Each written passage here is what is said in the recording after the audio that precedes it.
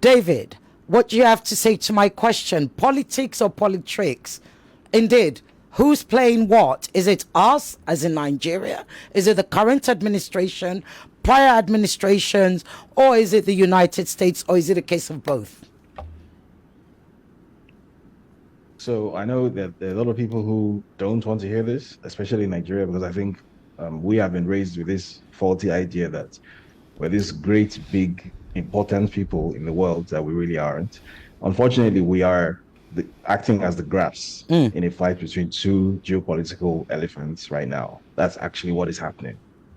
And I know some people will say, oh, is it the US that said, or is it China that said, blah, blah, blah. But the truth is, when these two elephants are fighting, these are the symptoms that start to happen in your country, right? There is a basic geopolitical clash. There's a civilizational clash between the US on the one hand and BRICS led by China and Russia on the other hand.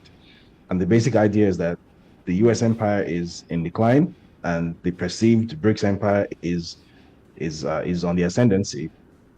And the US does not want that to happen. And it's one of its primary concerns as a cause for its decline is that it no longer has access to the things that will define all of today's and tomorrow's technology, especially military technology, such as, for example, rare earth minerals and rare earth minerals refining, which, as you know, China controls something like 85% of the global supply chain for.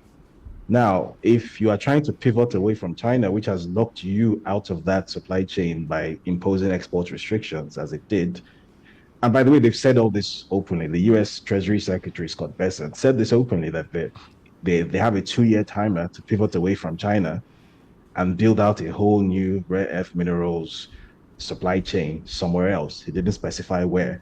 But where else on the planet, if not in China, are you going to find those things in those quantities and then have the sufficiently lax environmental restrictions that allow you to carry out these extremely toxic, extremely environmentally devastating refining activities for rare earths? Where else is it going to be in the world? It's obviously going to be in Africa. And that is what is happening. So these guys are simply pivoting toward Africa. As you may or may not know, the US the US State Department has a doctrine called the Monroe Doctrine, which was created under the former US President James Monroe, which essentially states that the entire Western Hemisphere and Atlantic region, which includes West Africa, by the way, is considered by the US to be part of its natural sphere of domain, its natural domain, its natural sphere of influence. China, on the other hand, also considers Nigeria to be an integral part of its Belt and Road Initiative, which is why I'm sure you've seen the news that over $21 billion worth of deals were signed with China.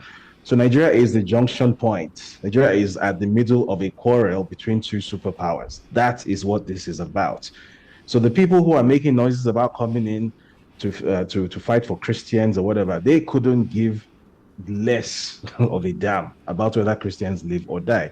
If they cared about Christians, they wouldn't be trying to pull the same stunt in Venezuela, which is almost 100% Christian. Thank you. All those boats they're blowing up in Venezuela, all those fishermen they're blowing up on the boats and claiming that those are drug dealers, those are Christians, right? So religion plays absolutely no role in this geopolitical calculation, except as an entry point to gain access to a country, which is what this is actually about. And I think it's very important that whichever side of the divide that you sit on, whether you're Muslim, whether you're Christian, I am neither, so I have no horse in that race anyway. But I think whichever side of the fence you sit on, it's important you understand that those who are coming for you see you as fundamentally the same thing. Whether you are the bishop in Kaduna who has a grouse because your congregation has been slaughtered by an Islamist mob before, or whether you're the army general in Jos who has a grouse because your Muslim relatives have been supposedly slaughtered by Christians, whatever it is, the people who created the circumstances for this division to exist and who are exploiting it and who are, who carry out all sorts of actions behind the scenes to ensure that these divisions remain inflamed, right? Including use of, there's an extreme deployment, for example, of social media sock puppet accounts of recent across Nigerian social media, specifically with the goal of keeping these conversations as inflamed as possible, right? Those operations are not run out of Nigeria. They're run out of DC and Tel Aviv. Those are the people who are in control of these operations. So when those people now come to you saying, "Oh, they want to save Christians," there's Christian genocide, you should know that there is no sincerity whatsoever in what is coming out of the mouth of people like Donald Trump. They have economic and geopolitical objectives, and whatever they're saying, whatever you consider to be useful to you in what they're saying, is just a means to an end. That's the first thing. The second thing, which I guess the fellow asked the question that is there a potential for data bias in some of the When reporting no, that the I was reports that involved you in? did, yes. Yeah, and why are Muslim deaths under discussed and underreported in the Nigerian space? Well, I don't think it's my place to question the methodology of the data collection. I think it would be hypocritical of me to do that because I was part of the data collection and I didn't notice any problem with the methodology. However, in hindsight, I can't say that there probably was a problem with the motive. So the methodology might be correct, but if the motive is, skewed, that can be a problem. So in this case, as I came to find out later, the motive was to use that report to pressure the US Department of State to appoint a special envoy for Nigeria because the people behind this project ultimately had this idea of splitting up Nigeria into two or more countries. That's what that was actually about. I didn't know that when I worked in that report. And if I had known, I would never have worked in such a thing. So, yeah, there was definitely a problem with the motive, maybe not so much with the methodology. And then why are Muslim deaths not discussed as much? Or why don't people realize that as much as Christians are dying, Muslims are dying in even greater numbers? Why is it only the Christian deaths that get discussed? I think that there are two main reasons for that. The first is that, as I said earlier, if you have Islamists murdering people who are supposedly also Muslims like them, what do you call that? Under what umbrella do you put that? It's not an easy story to report. There's no angle Thank that you. you can easily report it. There's no, you can't hang a cap on it easily. You can't label it easily. You can't call it a genocide. You can't go, like, what do you want to call it exactly? And Thank then you. that is further complicated by the fact that there exists this very, very unfortunate idea, which was popularized by the US and its so-called war on terror, that Muslims are just mindless, violent beasts. So if I'm Muslims gonna are need you to dying, wrap up. Yeah. and maybe they're dying at the hands of other Muslims. Oh well, it's just Muslims doing what they do. Who cares? It's just them. The second reason why that is also the case, why one set of deaths is talked about constantly, why another one goes completely under the radar, is because, as I'm sure we're realizing now, this has been a multi-year project. We are just at the culmination of it, where these things are now being said openly. But this has been a multi-year project to stoke division and to present things in such a way as to create the situation for the type of intervention that they are seeking out. So they've always been strategically amplifying one side while completely ignoring another side. So you've always heard about as I said, the 40 Christians that died. But the 60 Muslims that died never get reported because, again, they're just Muslims. This is what Muslims do. Muslims are crazy people who go and shout Allahu Akbar and shoot each other. France can invade the whole of West Africa. It has that capacity because West Africa is that weak. So Nigeria's primary allies right now are its neighbors, which is why the decision to make an enemy out of Niger, Burkina Faso, and Mali, in my opinion, was one of the biggest diplomatic errors that Nigeria has ever made in its entire history, post-colonial history.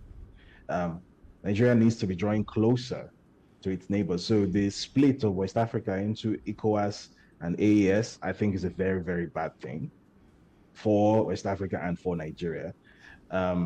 So the primary group of countries that Nigeria should be drawing closer to itself now and then integrating itself with is its neighbors, instead of fragmenting itself and then trying to build bilateral relationships with countries like France, which for some reason has been Nigeria's policy since 2023. And then Thank you. going beyond Africa, if one is looking at superpowers, whose interests happen to coincide with those of Nigeria right now? I think the answer is very obvious. Nigeria, supposedly, is a BRICS partner state, right? And as we well know, BRICS is basically a euphemism for a different world order from the existing US NATO world order.